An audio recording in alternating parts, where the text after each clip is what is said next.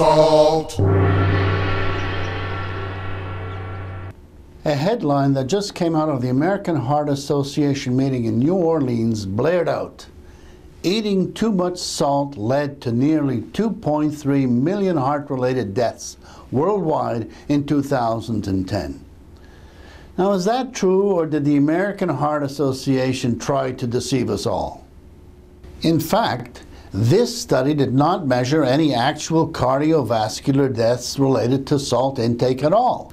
Instead, they simply projected what they thought would occur by using a highly flawed statistical model that totally excluded all the known health risks specifically related to low salt consumption.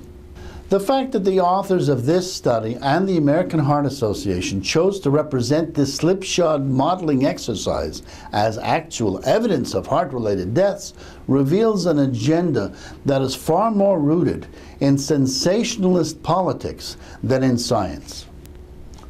All the clinical studies published to date demonstrate that when sodium intakes fall below 3,400 milligrams a day, a rapid rise in plasma renin and aldosterone occurs and may result in insulin resistance, metabolic syndrome, increased mortality from congestive heart failure and types 1 and types 2 diabetes, more frequent cardiovascular events, cognition loss, stress, dehydration, and overall increased sickness and death. That is why the international figures on life expectancy show that those countries which consume the lowest amount of salt also have the lowest life expectancies.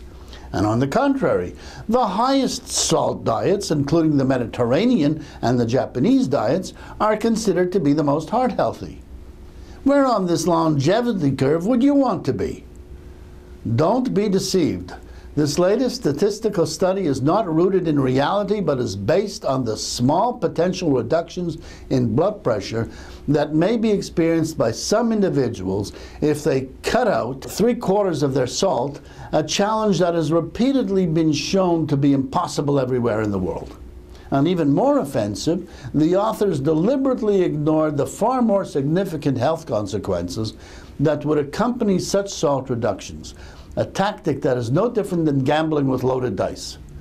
This deliberate concealment of scientific evidence serves neither the ends of science and certainly not the health of consumers. Salt.